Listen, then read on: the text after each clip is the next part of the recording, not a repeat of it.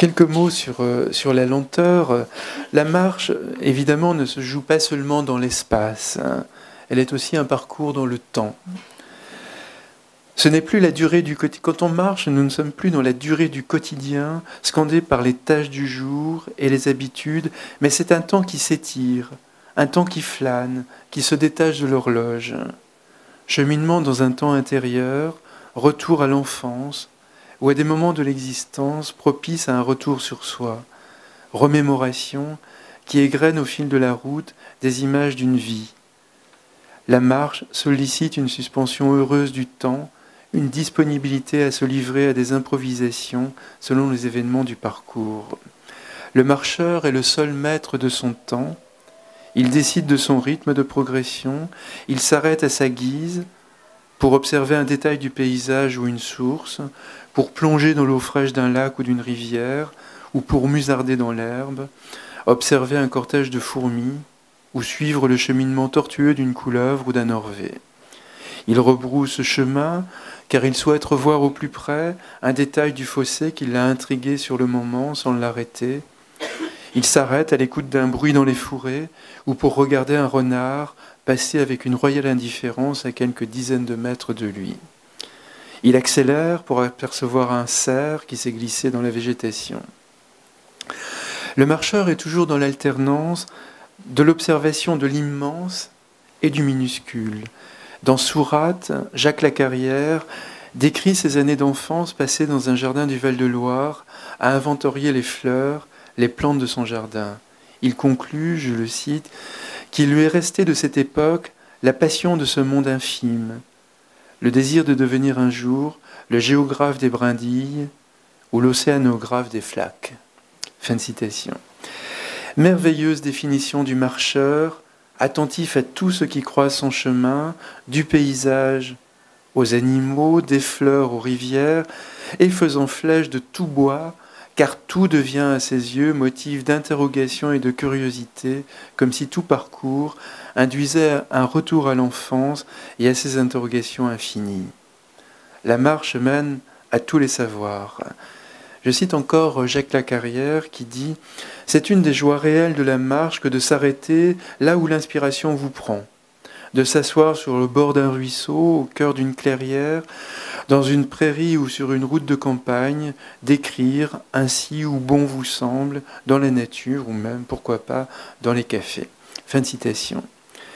Le jeune Laorilli, ça se passe d'ailleurs juste avant la guerre d'Espagne, et Laorilli est un gamin qui a 17 ans et qui a décidé d'aller découvrir le monde en quelque sorte. Et donc il grandit dans un milieu extrêmement populaire. Je crois qu'il y avait 6 ou 7 garçons et filles dans sa famille. Ses parents le laissent partir, ça fait une bouche de moins à nourrir. Et Laorilli donc va découvrir l'Espagne avant la guerre civile, avant cette espèce d'autodestruction de l'Espagne. Et il va en écrire un livre absolument magnifique. Là, je le cite, il écrit... alors donc d'abord, il veut aller de Londres, il veut se rendre de Southampton à Londres, et puis soudain, il a le désir de voir la mer. Et donc, il veut faire un petit détour. Et c'est fascinant, parce que c'est un petit détour de 150 km. Bon. Faire un crochet par Southampton rallongerait certes mon voyage de 150 km, mais c'était l'été, et j'avais tout le temps. Voilà, ça fait complètement rêver. Et surtout si vous imaginez l'Europe de 1936. Quand on dispose en effet de son temps, que signifie un détour de quelques jours ? Et d'ailleurs, la marche n'est-elle pas elle-même toujours un détour ? Échapper hors du temps, ou dans un temps ralenti, la marche n'est pas la recherche de performance ou une quête de l'extrême sponsorisée par des marques commerciales. Elle est un effort à la mesure des ressources propres du marcheur. Les uns peuvent marcher très vite, les uns peuvent marcher très lentement. Nous n'avons personne pour nous donner des leçons sur le sentier. En musardant au fil des chemins et du temps, le marcheur décide seul de son emploi du temps. Rien ne l'empêche de faire une sieste au bord de la route ou de discuter avec ses compagnons. Le marcheur réinvente la flânerie, le fait de prendre son temps. Il ne va pas plus vite que son ombre. Et Milan Kundera regrette la disparition des flâneurs dans nos sociétés et il rappelle un proverbe tchèque à leur propos qui dit « Les flâneurs sont des gens qui contemplent les fenêtres du bon Dieu ». Fin de citation. Affirmation tranquille donc que le temps n'appartient qu'à soi. La marche déjoue les impératifs de vitesse, de rendement, d'efficacité. Elle n'en a même rien à faire. Elle ne consiste pas à gagner du temps, mais à le perdre avec élégance. Il ne s'agit plus d'être pris par le temps, mais de prendre son temps. En cela, la marche est une subversion radicale, une forme de résistance, comme je l'ai d'ailleurs souvent écrit, dans une société qui fait loi de la terrible parole de Taylor dans les usines Ford des années 20. Vous vous rappelez peut-être le Taylorisme et le beau film de Charlie Chaplin, les temps modernes. Et ce sinistre Taylor avait déclaré la guerre à la flânerie. Il ne supportait pas de voir un ouvrier quelques minutes le nez au vent, et donc il voulait rationaliser le travail pour que toute seconde soit utilitaire en quelque sorte et participe au rendement.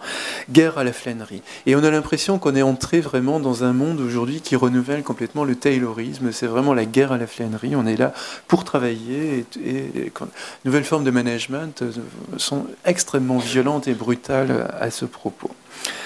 Et le marcheur, donc, lui, il est à l'opposé absolument de tout cela. La marche est une occupation pleine du temps, mais dans la lenteur. Elle est une résistance à ces impératifs du monde contemporain qui élaguent le goût de vivre.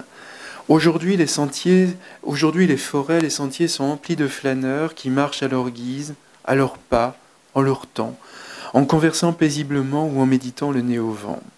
Seule la lenteur permet d'être à la hauteur des choses et dans le rythme du monde. La lenteur, elle est l'évidence du cheminement. Elle implique une progression attentive, voire contemplative, la possibilité de la halte pour profiter d'un lieu où se reposer. Elle est une sorte de mouvement de respiration. La lenteur plonge au cœur de l'environnement, elle met à la hauteur des sens les particularités du parcours et elle donne les moyens aussi de se les approprier aussitôt. Une longue marche est donc une suspension du temps, une indifférence à tout ce qui n'est pas le cheminement. Là, je vais vous citer, je vais le faire d'ailleurs plusieurs fois dans mon exposé, le grand écrivain américain Peter Matthiessen, qui a écrit l'un des plus beaux livres de marche qui s'appelle Le Léopard des Neiges. Une marche dans l'Himalaya qui paraît complètement en dehors du temps, alors que c'est une marche qu'il a fait il y a une quarantaine d'années avec un naturaliste. Ils sont partis observer leur point de départ, c'était observer les mœurs des léopards des neiges. Et comme le dit Peter Matthiessen, ils n'ont pas trouvé de léopard des neiges, mais leur bonheur a été justement tout ce temps passé, des mois, en dehors de la civilisation. Vraiment dans toute sa... C'est un monde hors du temps, oui. Alors, je vais vous le citer là tout de suite, je vous le reciterai tout à l'heure. Donc, dans le Dolpo, au Népal, Peter Matthiessen et son compagnon Georges Schaller ignorent tout des événements qui secouent le monde, même ceux de leur famille.